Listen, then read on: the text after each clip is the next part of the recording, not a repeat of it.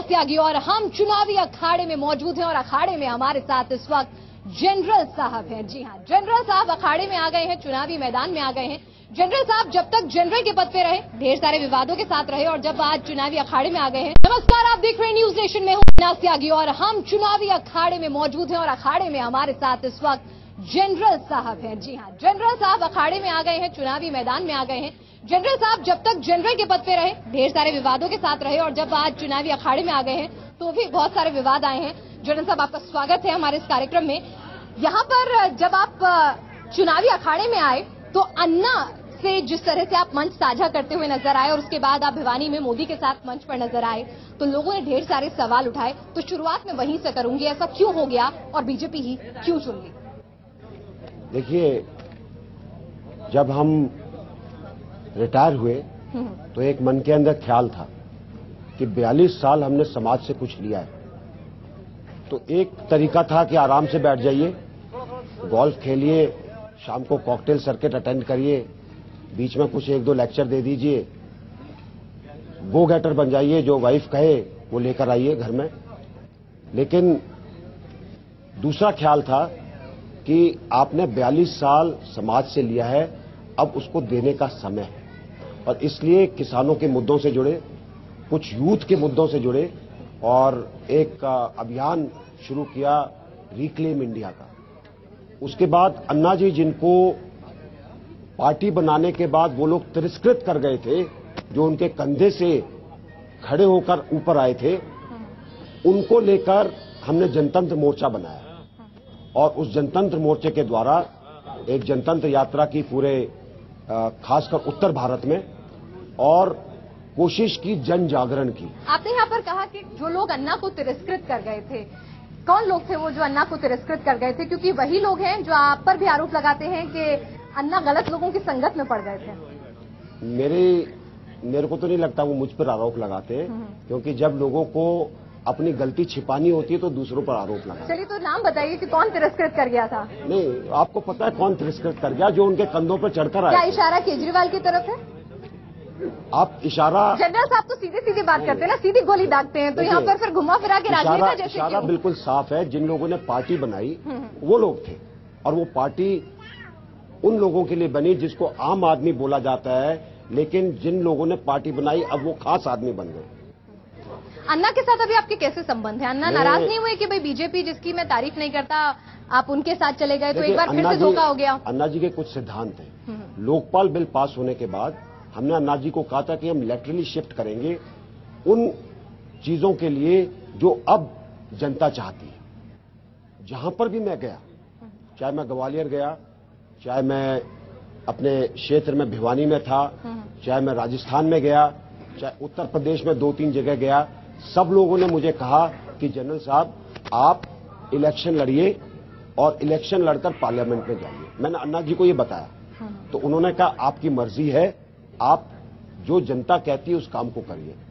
और उस समय विकल्प ढूंढने की जब तलाश की, एक पार्टी नजर आई जिसकी विचारधारा राष्ट्रवादी है। समझिए इस चीज, एक ही पार्टी है जिसकी विचारधारा राष्ट्रवादी है। चलिए, आपको राष्ट्रवादी विचारधारा के साथ जुड़े। अब अन्ना ने कहा था कि जो कैंडिडेट ईमानदार होगा उसका मैं समर्थन करूंगा, तो आपने अन्ना से कहा कि भाई एक जनरल की ईमानदारी पर, वर्दी पर शक तो शायद ही हिंदुस्तान में कोई करे, तो लेकिन ऐसे में आपने अन्ना से कहा कि भाई आइए मेरे आंदोलन के साथ जुड़िए, क्योंकि मेरे लिए राजनीति का आंदोलन है। अविनाश जी, मैंने किसी को नहीं कहा मेरे आंदोलन में आइए या मेरे चुनाव के अंदर आइए। आप चाहते हैं अगर आप जनता का दिल जीत सकते हैं तो आपको किसी और को लाने की जरूरत नहीं है। चलिए, यहाँ हम जनता के बीच में, सर आपसे चाहूंगी मैं पूछना, आप बुजुर्गवार हैं और अगर आपकी जो समझ और अनुभव कहता है, आपने बड़ी राजनीति देखी होगी, बड़े सारे कैंडिडेट्स देखे होंगे, कैसे आंकते हैं आप जनरल साहब को? बहुत बड़े आदमी है और काबिल है और ये देश की हिफाजत के लिए हमेशा तैयार रहेंगे।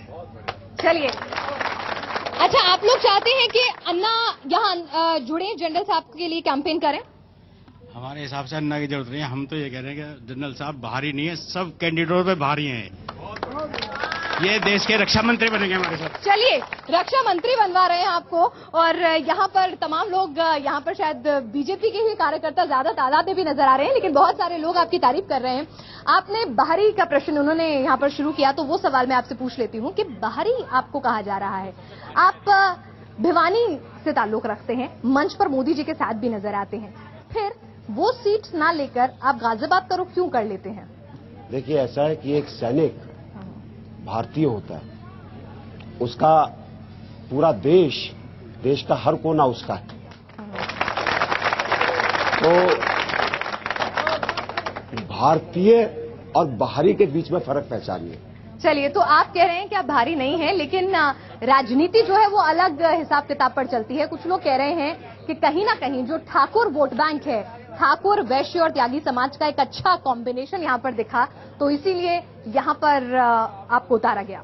देखिए, पार्टी को मैंने कहा था कि जब मैं पार्टी ज्वाइन कर रहा हूं, मैं पार्टी के काम के लिए ज्वाइन कर रहा हूं और मैं चाहूंगा कि पार्टी के लिए काम करूं। पार्टी ने कहा आपको हम चुनाव के अंदर उतारना चाहते हैं, आप जगह बताइए। तो उनको कुछ जगह हरियाणा में बताई, उनको कुछ जगह राजस्थान में बताई, उनको कुछ जगह उत्तर प्रदेश में बताई, जिसमें गाजियाबाद एक था। और अपनी रणनीति के तहत पार्टी ने फैसला किया कि मुझे गाजियाबाद आना चाहिए, मैं गाजियाबाद आ गया। चलिए, तो आप पार्टी को बहुत मानते हैं। आजकल पार्टी की अगर बात करें तो वहां पर बुजुर्गों का जमाना नहीं है आपकी पार्टी में। आडवाणी जी, जसवंत जी, मुरली मनोहर जोशी जी, अब एक रिटायर्ड जनरल 63 की उम्र में अगर पार्टी में आ रहा है, आज तो पार्टी हाथों हाथ ले रही है, लेकिन कहीं मन में डर लगता है कि भैया 5 साल बाद यही पार्टी बाहर का रास्ता ना दिखा दे, क्योंकि बड़ी जल्दी रिटायर कर रही है वो। देखिए, मैं उस विचारधारा का हूं कि राजनीति में भी एक रिटायरमेंट एज होनी चाहिए। उसके बाद सबको भीष्म पितामह बन जाना चाहिए ताकि यंगर लॉट ऊपर आ सके।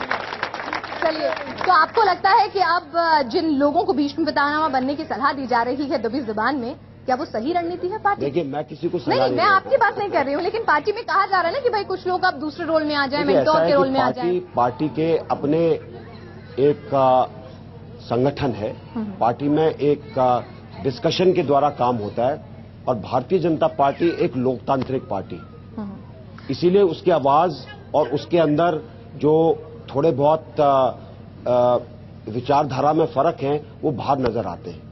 इसका मतलब ये नहीं कि पार्टी के अंदर कुछ गड़बड़ है, इसका मतलब ये है कि पार्टी एक ऐसे तरीके से चल रही है जिससे लोकतंत्र की व्यवस्था को ठीक किया जा सके। अच्छा, ये बताइए, आपने कहा रिटायरमेंट की एज होनी चाहिए और जनरल एकदम बेबाक बोलते हैं, तो ये बताइए कि किस किस की रिटायरमेंट की एज आपको लगता है पार्टी में आ गई है अब? देखिए, मुझे नहीं पता किसकी आगे, मुझे पता है आपने अपनी तो डिसाइड की होगी, तो जरा दूसरों की भी सलाह तो दे दीजिए। ऐसा है कि मुझे पता है मुझे कब रिटायर होना है। अच्छा, कब होना? चलिए, जिस दिन जनता कहेगी कि हमारा पेट भर गया, या मैं सोचूंगा कि मैंने वो काम कर लिया है जिससे चीजें आगे चल सकती है, मैं रिटायर हो जाऊंगा। चलिए, लेकिन ऐसा लेकिन सत्ता का सुख ऐसा होता है कि पेट उससे भरता नहीं है और जनता का प्यार बार बार खींच लेता है। उसी प्यार का हवाला जसवंत सिंह भी दे रहे हैं, आडवाणी भी दे रहे हैं, मुरली मनोहर जोशी भी दे रहे हैं। ऐसा है कि सेनाध्यक्ष के पद पे रहने के बाद और किसी पद की अपेक्षा नहीं है, उससे बड़ी कोई चीज नहीं है। चलिए, आपने कहा कि एक सैनिक की तरह से आप यहाँ लड़ेंगे और कहीं ना कहीं जो जनता है उसका प्यार भी जो आपको मिल रहा है वो उसकी वजह से भी है कि सेना की जो लोगों की नजर में इज्जत है वो बहुत ज्यादा है हिंदुस्तान में, और आप एक जनरल हैं। तो ऐसे में बीजेपी एक ऐसे संगठन से जुड़ी हुई है, आरएसएस, जिसकी अपनी एक अलग विचारधारा है, तो उसको आप किस तरह से देखते हैं? क्योंकि एक बड़ी धर्म संकट की स्थिति उत्पन्न हो जाती होगी। देखिए, आरएसएस के बारे में बहुत भ्रांतियां फैलाई गई हैं, शायद काफी लोगों को पता ना हो। बहुत समय तक आरएसएस का दस्ता राजपथ पर गणतंत्र दिवस की परेड में चलता था। इसका मतलब जो उस टाइम के लोग थे वो उसको राष्ट्रवादी समझते थे, तभी चलता था। लेकिन बाद में वोट बैंक्स की जो एक राजनीति शुरू हुई, उसके अंदर सांप्रदायिकता को एक राजनीतिक रंग दिया गया, और राजनीतिक रंग ये दिया गया कि जिस पार्टी को आपने नीचे दिखाना उसको बोलिए सांप्रदायिक है, बिना सोचे समझे। तो मैं नहीं मानता कि हम किसी भी वर्ग को, किसी भी ऑर्गेनाइजेशन को, किसी भी संगठन को इन कलर्ड लेंसेज से देखें। उसकी वास्तविकता को देखना चाहिए। क्या तो आप आरएसएस को एक कट्टर संगठन के तौर पे नहीं देखते हैं? मैं किसी को कट्टर नहीं समझता। मैं ये बताना चाहूंगा आपको, बहुत कोशिश की गई है ये दिखाने के लिए कि एक हिंदू टेररिज्म है। इसका डॉक्यूमेंटेशन है कि किस तरीके से इसको ऊपर उठाया जाए ताकि लोग सोचें कि हिंदू भी टेररिस्ट हो सकते हैं। ये सब एक सियासी चाल है, एक तो क्या राजनीतिकरण हिंदू है। टेररिस्ट नहीं हो सकता? क्यों नहीं हो सकता?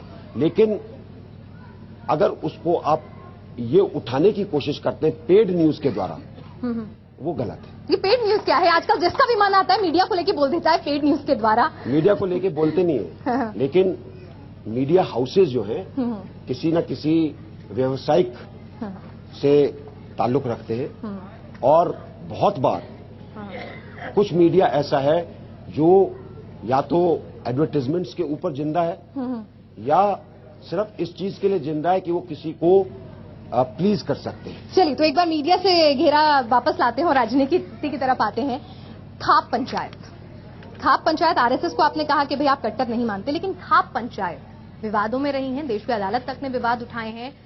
आपका क्या मत है खाप पंचायत को लेकर? क्योंकि अगर वेस्टर्न यूपी में अगर राजनीति करनी है और आप खुद हरियाणा को रिप्रेजेंट करते हैं, खाप शब्द से आप बहुत पीछा नहीं छुड़ा सकते हैं, तो ऐसे में खाप को लेकर आपका क्या स्टैंड है? देखिए, खाप पंचायत की दो चीजें हैं और दोनों चीज समझनी चाहिए। कुछ खाप पंचायतों ने कुछ ऐसे फैसले लिए हैं जो दुर्भाग्यपूर्ण है, लेकिन खाप पंचायत एक सामाजिक संगठन है। खाप पंचायत एक न्यायिक संगठन नहीं है। खाप पंचायत का काम है अपने समाज में वो सब कुछ करना जिससे समाज का भला हो। अगर खाप पंचायत इसको लेकर चलती है तो इसके अंदर कोई बुराई नहीं, लेकिन अगर खाप पंचायत फतवे जारी करती है तो वो गलत बात है। चलिए, और सतपाल जी ने भी कहा था कि अगर सम गोत्र में शादी होती है उन्हें पसंद नहीं है और खाप पंचायत उस दिशा में सही काम कर रही है, तो उस बयान से आप कितना इत्तेफाक रखते हैं? देखिए, ये एक चीज समझने की बात है, काफी लोग इसको नहीं समझते। हमारा जो हिंदू सिस्टम है वो साइंटिफिक है। हम लोग पुराने जमाने में किसी को नहीं पता था डीएनए क्या होता है, लेकिन जिन लोगों ने इस धर्म की संरचना की और इसके नियमों की संरचना की, लगता है उनको पता था। इसलिए कुछ रूल बनाए गए कि आप इतने इलाके में शादी नहीं कर सकते, आप इस गोत्र में शादी नहीं कर सकते, आपकी लड़कियां उत्तर में जानी चाहिए, बच्चे दक्षिण में जाने चाहिए, लड़के दक्षिण। ये सिर्फ इसलिए था कि आप उस डीएनए के अंदर म्यूटेशंस नहीं चाहते थे। तो इसको साइंटिफिक निगाह से देखना चाहिए। लेकिन फिर अब वक्त बदल गया है तो वो निगाह भी बदलनी चाहिए। देखिए, ऐसा है कि वक्त बदल गया, साइंस तो नहीं बदली। लेकिन वक्त बदल गया तो बहुत तो आप कहते हैं कि ये सब नहीं बदलना चाहिए अभी भी। वक्त बदल गया, साइंस नहीं बदली है।